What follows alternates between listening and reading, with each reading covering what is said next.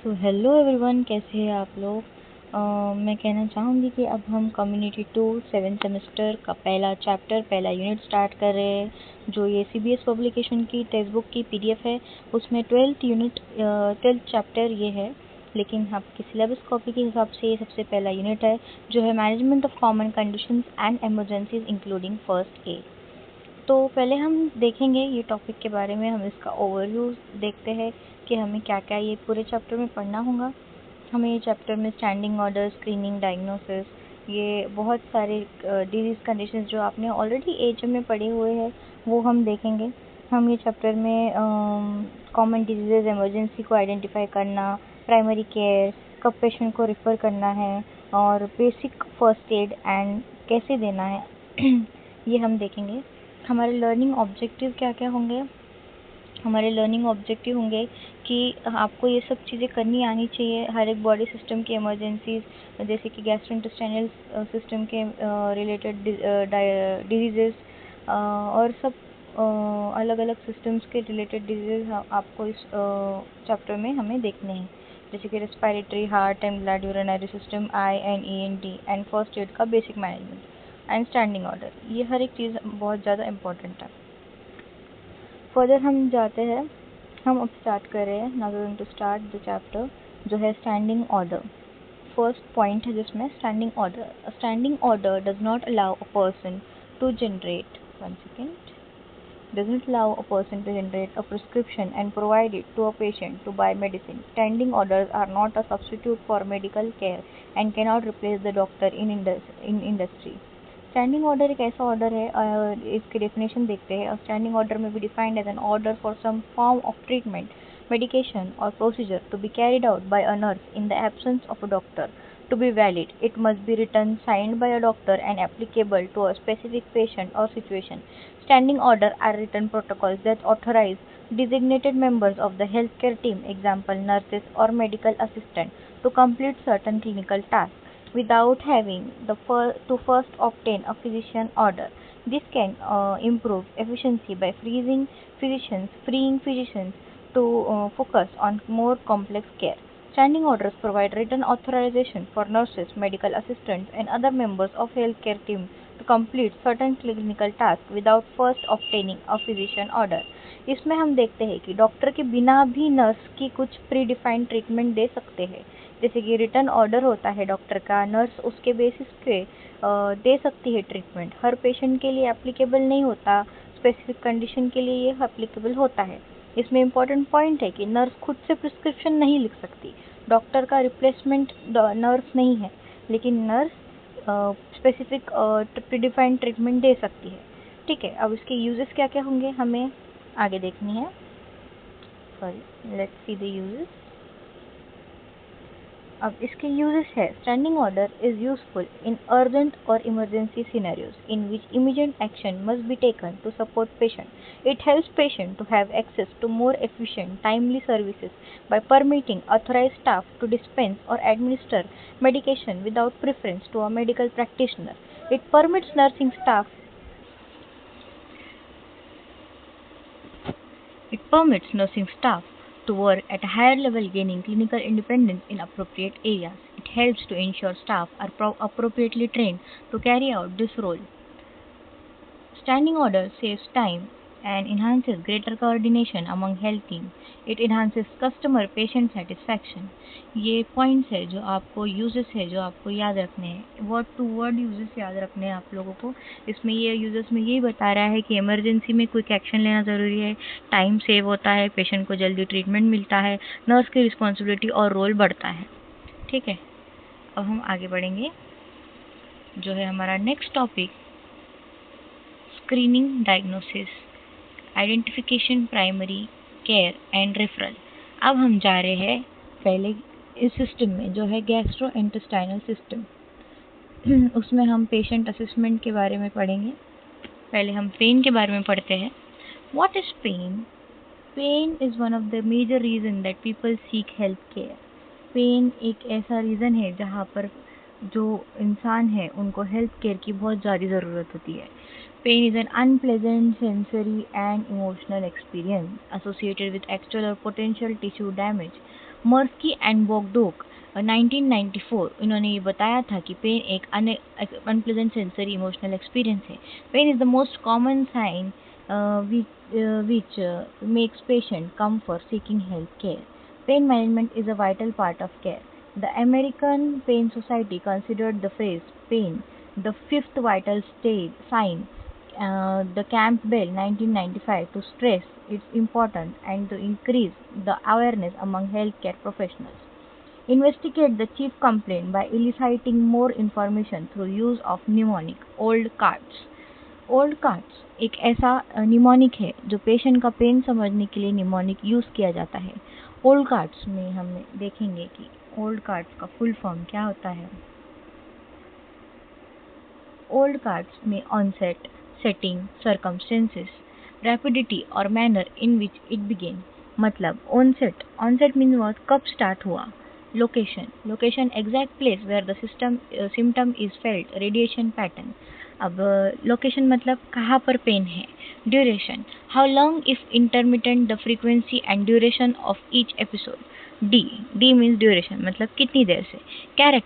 character/course, nature or quality of the symptom such as sharp pain, interference with activity, how it has changed or evolved over time. Ask to describe a typical episode. इसका मतलब है character जो sharp, डल etcetera कैसा है.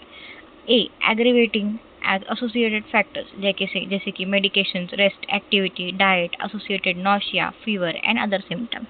इसमें बताया जाएगा कि किससे बढ़ता है, कौन सी चीज़ों से वो चीज़ बढ़ रही है. आर है relieving factor, lying down, having bowel movement. कौन से सिस्टम में कौन से फैक्टर्स है जिससे किससे चीज़ें कम हो रही है, कौन से चीज़ों से उनके सिम्टम्स जो है वो कम हो रहे हैं. टी ट्रीटमेंट्स ट्राइड जिसमें pharmacological, non pharmacological methods attempted and their outcomes.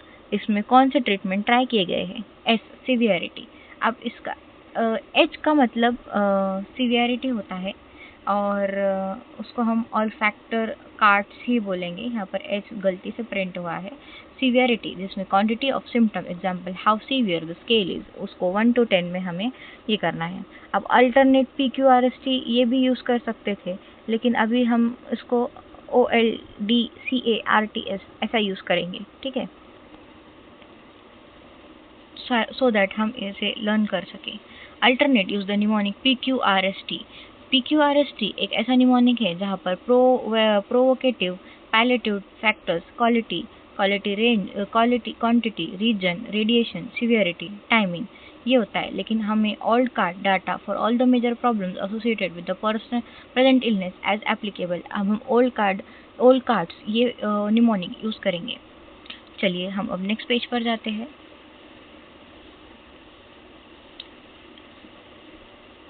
ये पूरे 9 रीजन्स है ऑफ एब्डोमेन जो आपको ऑलमोस्ट FON के टाइम से या फिर हम एनेट फिजियो फर्स्ट सेमेस्टर के टाइम से हम ये चीज़ पढ़ते आ रहे हैं. Let's go towards the abdominal wall. Abdominal wall or stomach pain is a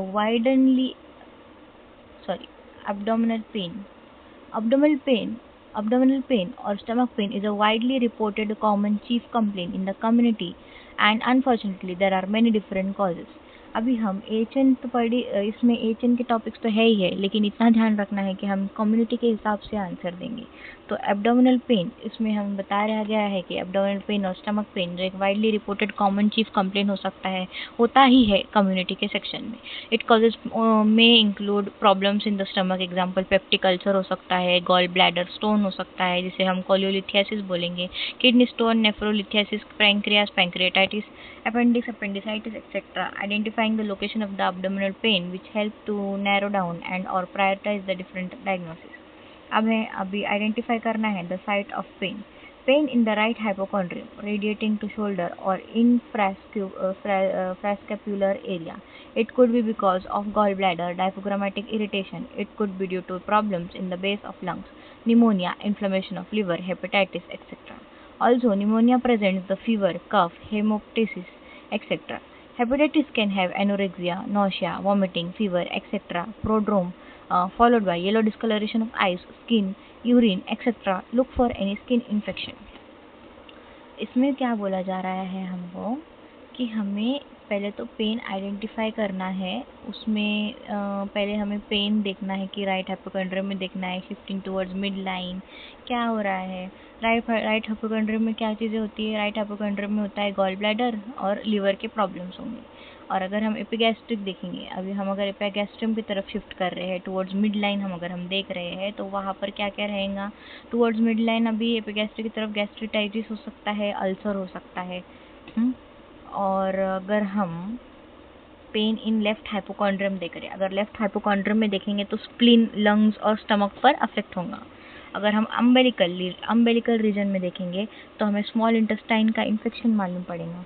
अगर हम लोअर एब्डोमेन में देखेंगे तो हमें अपेंडिक्स, कोलन और यूटरस के बारे में मालूम पड़ेगा। और हम सुप्राप्यूबिक में देखेंगे तो हमें यूटराइन प्रॉब्लम्स और यूरिनरी प्रॉब्लम्स मालूम पड़ेंगे।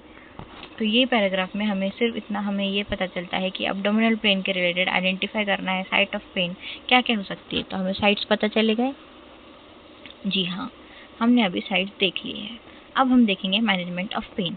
मैनेजमेंट ऑफ पेन क्या क्या हो सकता है। मैनेजमेंट ऑफ पेन में हमें कौन से मेडिसिन ले सकते हैं। अब इन शॉर्ट अगर मैं आप लोगों को बोलूँ, पैराग्राफ में इतना बताया गया है कि मैनेजमेंट ऑफ पेन में हमें एंटी स्पाज्मोडिक्स जैसे कि हायोसाइन ब्यूटाइल ब्रोमाइड और एनसेड्स जैसे कि डाइक्लोफिनेक और आइबुप्रोफेन देने हैं। और अगर सीवियर पेन हो तो हमें मॉर्फिन एंड पेंटाजोसाइन देना है, लेकिन वो केयरफुली देना है।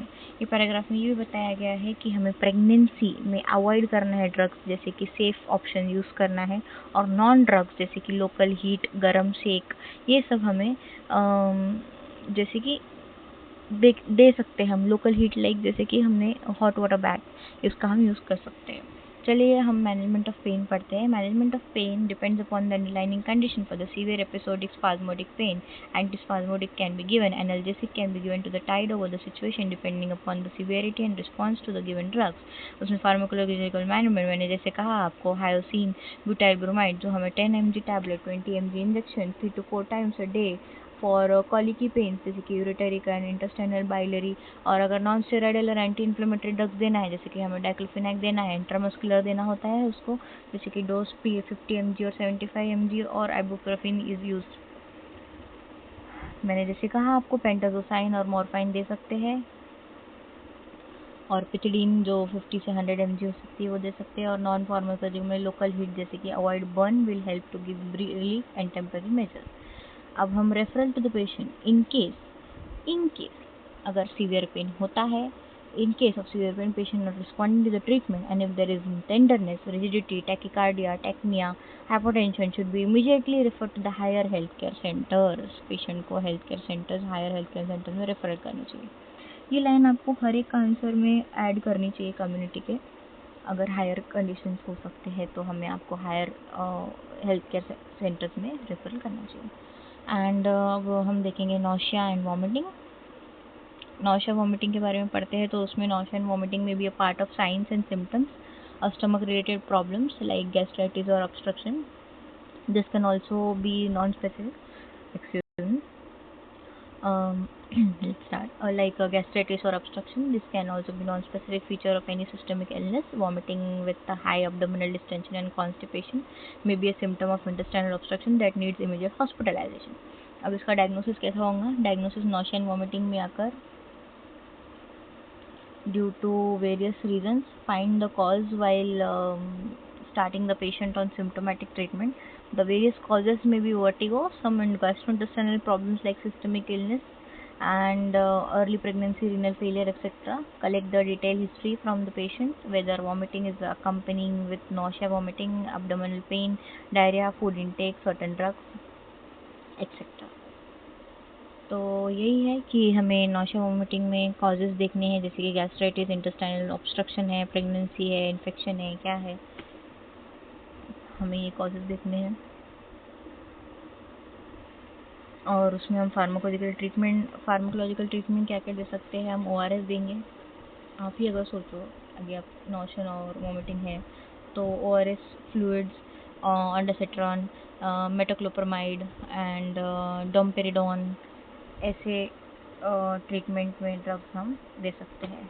Let's read the paragraph. इसमें भी वही लिखा होगा जैसे कि stable patients are given symptomatic treatment, sick patients may need injectable symptomatic treatment and intravenous IV fluid. Given oral fluid initially in stable patient, admit the patient into hospital and administer IV fluid.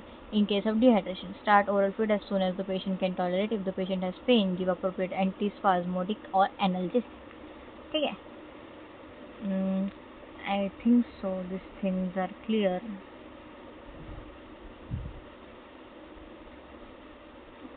हम थोड़ा ऊपर के page पे आ गए. Let's go up.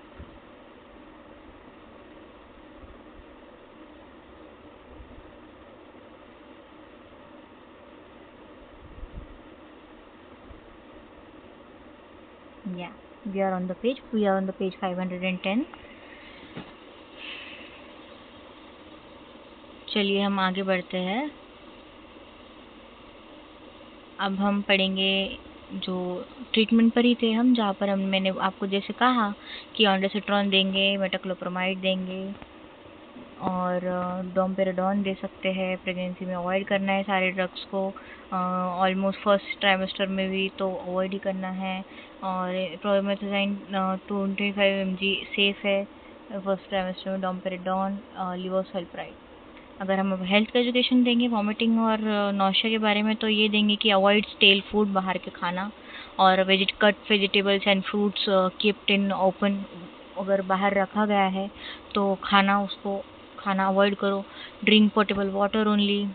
Do not give NSAIDs for any vomiting, epigastric pain, specially if ulcer symptoms are present. Ulcer के symptoms हो तो NSAIDs देना नहीं है.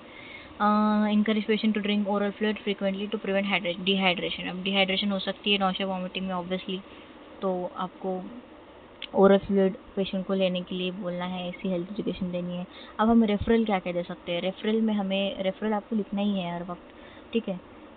रेफरल में refer the patient to the higher level health care if he और she presents with any of the following: dehydration in shock, non diabetic patient, with glycosuria, hyperglycemia, septicemia, jaundice or unstable simple acute viral hepatitis can be managed on OPD basis. Signs of intestinal obstruction: no stool or flatulence, pass with distension, vomiting, presenting with abdominal tenderness with guarding and rigidity, vomiting with fresh blood, not responding to the routine measures. अभी ये चीज़ें अगर होती है तो आपको higher level of health care में present करना है पेशेंट को. अगर डिहाइड्रेशन बहुत ही ज़्यादा बढ़ गया, पेशेंट शॉक में चले गया, डायबिटिक पेशेंट हो तो ग्लाइकोसूरिया, हाइपोग्लाइसेमिक कंडीशन होगी, सेप्टिसेमिया हो गया पेशेंट को, जॉन्डिस और अनस्टेबल हो गया पेशेंट, या फिर इंटेस्टाइनल ऑब्स्ट्रक्शन में नो स्टूल और फ्लैटस पास हुआ, विद डिस्टेंशन और वॉमिटिंग होने लग गई, बहुत ज़्यादा प्रेजेंट हो गया, with abdominal tenderness, guarding and rigidity, vomiting with fresh blood, ऐसी चीज़ें होने लगे तो आपको ये हायर रेफरल सिस्टम में आपको पेशेंट को रेफ़र करना है. अब हम नेक्स्ट डिजीज़ कंडीशन के बारे में जाएंगे. डायरिया, जो हमने HN में ऑलरेडी पढ़ चुके हैं, फिर भी हम यहाँ पर अभी पढ़ेंगे कम्युनिटी रिलेटेड, उसकी हम स्टडी करेंगे. अब डायरिया में हम पहले एक चीज़ देख लेंगे कि it is a self limiting illness characterized by diarrhoea which is abdominal cramps, nausea and vomiting usually caused by virus or bacteria, Escherichia coli, Vibrio cholera, Staphylococcus aureus and Bacillus cereus, etc. Less commonly, patients present mainly with diarrhea with passage of mucus and or blood in stools. अब जो diarrhoea होता है इसमें ये conditions होती है. इन acute gastroenteritis, the major problem is the dehydration, and in electrolyte imbalance, this needs attention and there is no need to go for etiological diagnosis. However, we will consider some of the common conditions in which people with report diarrhea in the community clinics. ठीक है.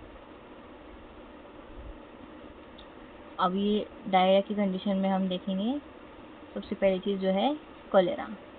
Cholera की वजह से diarrhoea होता है. Cholera is a usually very acute severe watery diarrhoea. Watery diarrhoea होता है. It occurs due to infection with bacteria vibrio cholerae and the suspected cases are to be notified. अब इसमें क्लिनिकल फीचर्स देखेंगे हम. उसमें the various clinical features are: diarrhoea is usually painless. Diarrhoea usually painless होता है without tenesmus. And characteristic symptoms of severe cholera: cholera gravis is the passage of profuse watery rice, watery stool. It typically has a fishy odor, and in adult cases stool output can even has like 1 liter per hour in the most severe cases. अगर बहुत ज़्यादा severe cases होगा तो 1 litre per hour diarrhoea का stool excretion हो सकता है. In adult cases में vomiting, watery emesis and is common before or after the onset of diarrhea. Rapid onset of severe dehydration, potentially fatal and possible shock. ये हो गए clinical features. अब assessment the patient. अब patient की assessment कैसी होंगी? Obviously stool examination तो होगा ही होगा, स्टूल कल्चर होगा, आइसोलेट विब्रियो कॉलेरा. हमें असेसमेंट ऐसी करनी है कि हमें हिस्ट्री ऑफ द पेशेंट देखना है, हिस्ट्री ऑफ द केसेस देखना है, फैमिली में, नेबरहुड में, कॉमन वाटर सोर्सेस क्या है, फूड सोर्सेस क्या है पेशेंट के, वो देखने हैं. अब डायग्नोसिस के बाद हम देखेंगे कि ट्रीटमेंट क्या क्या दे सकते हैं हम डायरिया पेशेंट को जो कॉलेरा से वजह से डायरिया, वाटर स्टूल डायरिया हो चुका है. अब पहले तो हमें चेक करना है वाइटल साइंस एक्यूरेटली और डिहाइड्रेशन चेक करना है पेशेंट का. और aggressive volume repletion is the mainstay of treatment for cholera. और रिप्लेस करना है हमें fluid orally except in the cases of severe volume depletion और shock. IV fluid is administered in case of severe dehydration. IV fluid administration किया जाता है because severe dehydration का ये symptoms, one of the symptoms of diarrhoea is dehydration. तो IV fluid administer करना बहुत ज़रूरी है. हमें कंडीशन को नोटिफाई करना है. और ORS, ओरल रिहाइड्रेशन सोल्यूशन भी हम दे सकते हैं ताकि हम प्रिवेंट कर सके डिहाइड्रेशन को, पॉसिबल शॉक को प्रिवेंट कर सके. और ORS ऑलमोस्ट हमें 2200 से 4000 ml तक देना है in the first 4 hours plus as much as water they want in a condition to ORS till the symptoms of dehydration disappears. अब डिहाइड्रेशन डिसअपेयर करने के लिए हमें ORS देना बहुत ज़रूरी है. और अब पहले तो 4 घंटे में हमें तो 2000 से 4000 ml ये देना ज़रूरी है. और पानी तो कंटिन्यूसली हमें वो पेशेंट को देना है. IV फ्लूइड जैसे कि रिंगर लैक्टेट में भी स्टार्टेड एज पर रिक्वायरमेंट. अब इसमें क्या रेफरल देंगे? अब रेफरल में हम देखो, if patient presents with pulse rate /100 minute per is more than 100 per minute, dry tongue, decreased urine output, sunken eyes, look sick, refer to the patient to the hospital. Before referring the patient, insert IV cannula and hydrate well the ringer lactate as a life saving measure. तो आपको patient को hospital भेजने से पहले एक बार उसको एक cannula लगाकर एक रिंगर लैक्टेट देना IV फ्लूइड में ज़रूरी है, तो सो दैट उनके जो आगे के कॉम्प्लिकेशन है वो ना बढ़े और पेशेंट आसानी से हॉस्पिटल में जाके फर्दर ट्रीटमेंट ले सके.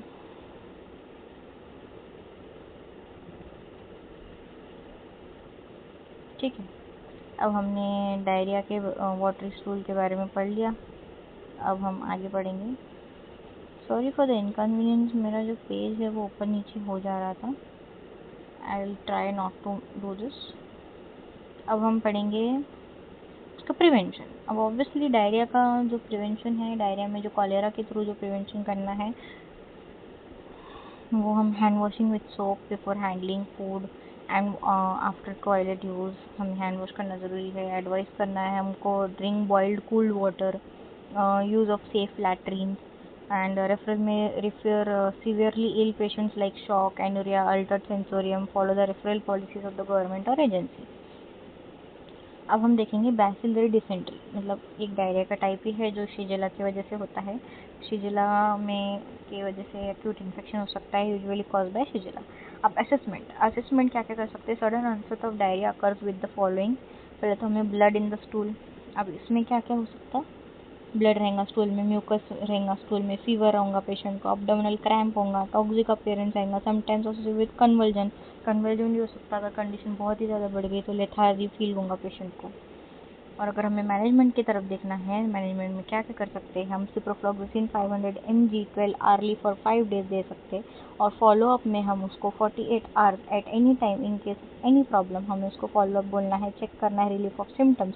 And in case of no improvement choose the other first line antibiotic और टैबलेट मेट्रोनाइडाजोल. ठीक है. अब अगर हम रेफरल देखिए, द फॉलोइंग पेशेंट, जैसे कि अगर ट्रीटमेंट का रिस्पांस नहीं आ रहा है, 48 आवर्स में अगर रिस्पांस नहीं आ रहा है और पेशेंट की माइल्ड नरिश कंडीशन दिख रही है, तो फिर आपको उसको रेफरल देना है फर्दर हॉस्पिटल का. सीवियरली डिहाइड्रेटेड पेशेंट हो गया है और पेशेंट विथ कोमॉर्बिडिटीज़ अगर स्टार्ट हो चुकी है तो फिर आपको उसको रेफरल देना ज़रूरी है. और अगर हम हेल्थ एजुकेशन की बात करें तो हमें वही हैंड वॉश करना ज़रूरी है और सोप प्रॉपर यूज़ करना ज़रूरी है. सोप के बजाय अगर आप हैंड वॉश सोल्यूशन अगर यूज़ कर लिए तो वो बेटर रहेगा. In cases of before handling sick और बेबीज एंड चिल्ड्रन आपको हैंड वॉश करना ज़रूरी है. And soiled garments and linens with detergent और soap and dry under sun like proper garments and wash होनी चाहिए। Always use of latrine, safe latrine, regular and proper cleaning of the toilet using cleaning agents with proper self precautions. इसलिए community के people को आपको health hygiene और hand hygiene, बहुत सारी चीज़ें हैं प्रिकॉशंस, वो आपको हेल्थ एजुकेशन देना आपको बहुत ज़रूरी है। जब आप कम्युनिटी के आप 7th सेमेस्टर में आओगे तो ऑब्वियसली आपको कम्युनिटी के लिए भेजा जाएगा। Community departments, community PHC centres आप जाओगे तो आपको पता चलेगा। तो आपको हेल्थ एजुकेशन ये चीज़ें आपको बताना, वहाँ के पेशेंट्स को, वहाँ के मेंबर्स को, वहाँ के जो भी लोग वहाँ पर रह रहे हैं उनको बताना ज़रूरी है। क्योंकि कोई कोई लोग एजुकेटेड रहते हैं, कोई कोई लोग अनएजुकेटेड रहते हैं, उनको नहीं पता होता है हाइजीन के बारे में। उनको इन्फॉर्मेशन देना ताकि वो आगे की कंडीशंस में से बच सके। अब हम पढ़ेंगे अमीबिक डिसेंट्री के बारे में।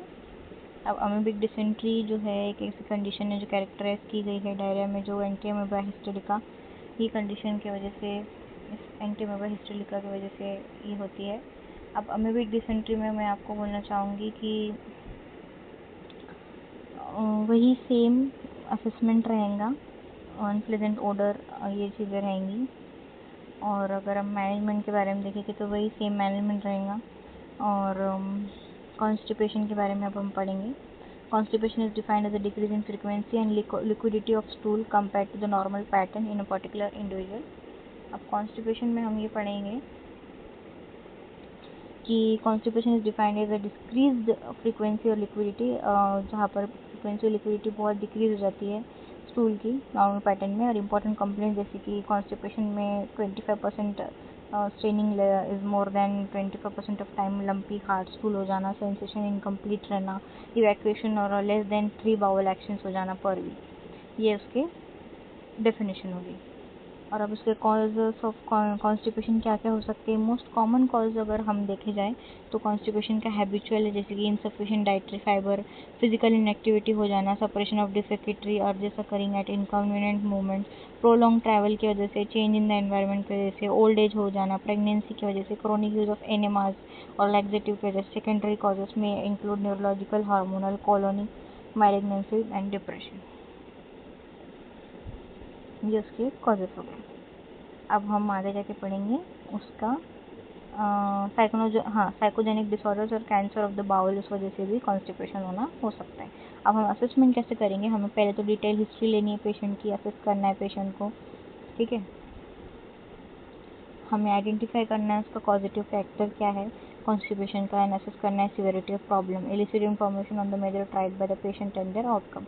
हमें हिस्ट्री लेनी है एक्यूट कॉन्स्टिपेशन की, वॉमिटिंग की, no passage of wind and motion and sick look of the patient are the warning signs of gastrointestinal tract obstruction. हमें रेफर करना है such patients immediately to higher level health care facility for further management.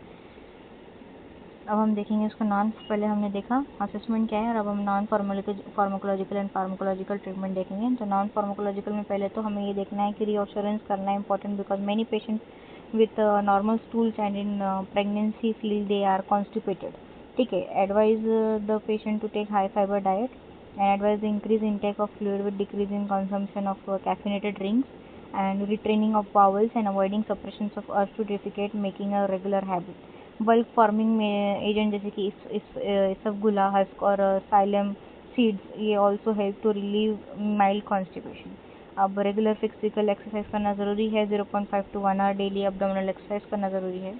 अब pharmacological management में बहुत सारे pharmacological management है, जैसे कि usually required for moderate to severe constipation, जैसे कि tablet bisacodyl and orally once a day, या फिर और में ये पूरे solutions, liquid paraffin suspension, magnesium sulphate, sodium picosulphate, isotonic polyethylene, ये और में रहेंगे, ठीक है। अब हम उसका रेफरल देख लेते हैं। रेफरल, अगर पेशेंट कंटिन्यूसली सीवियर कॉन्स्टिपेशन में है और वर्सन सिचुएशन हो गई और अनएक्सप्लेन कॉन्स्टिपेशन रहा एल्डरली पर्सन में, बाउल हैबिट्स भी जो बोलते हैं ना, बहुत ही very always regular should be referred for further investigation, and acute constipation रहा, द पेशेंट वॉमिटिंग कर रहा है, पास कर रहा है, मतलब पास ही नहीं कर पा रहा है स्टूल को, और इंडिकेट कर रहा है जीआईटी ऑब्स्ट्रक्शन, तो आपको रेफरल देना है। आप पेशेंट की एजुकेशन क्या क्या कर सकते हो, आप पेशेंट की एजुकेशन में do not use purgative frequently to treat constipation since it may become a habit. अब फ्रीक्वेंटली हैबिट नहीं बनाना है। और do not use purgative to treat constipation with fever and following heart attack. A suppository और simple enema is preferred. In pregnancy isabgol is preferred. ठीक है, अब ये पेशेंट एजुकेशन होगी। So that's it. हम आगे की कंडीशंस जो है नेक्स्ट लेक्चर में देखेंगे। अभी मैंने ऑलमोस्ट आपके 1 2 3 4 कंडीशंस मैंने आपको पढ़ा दिए। मैंने आपको स्क्रीनिंग भी पढ़ा दी, स्क्रीनिंग ऑर्डर पढ़ा दिया, अब्डोमिनल पेन के बारे में पढ़ा दिया, नौशा के बारे में पढ़ा दिया, वॉमिटिंग के बारे में पढ़ा दिया, डायरिया के बारे में पढ़ा दिया, कॉन्स्टिपेशन के बारे में पढ़ा दिया। अब हम नेक्स्ट लेक्चर में देखेंगे jaundice, GI bleeding, abdominal distension, dysphagia and dyspepsia and also aphthous ulcers। इसके बारे में हम नेक्स्ट लेक्चर में देखेंगे। Thank you so much.